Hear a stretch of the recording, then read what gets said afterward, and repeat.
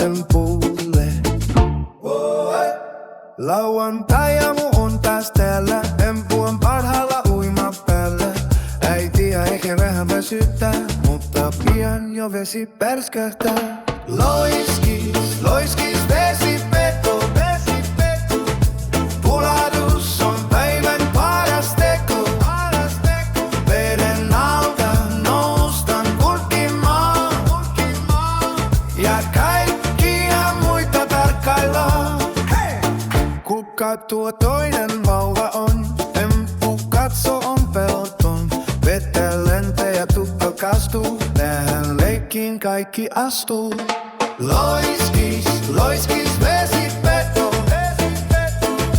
Pulahdus on päivän paras teko.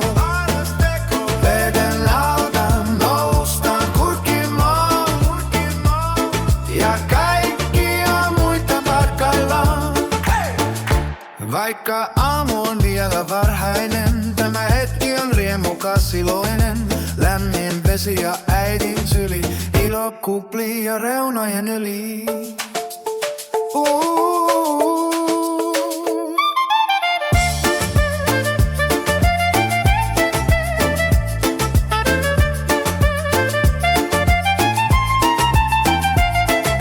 Loiskis, loiskis vesipeto, vesipeto.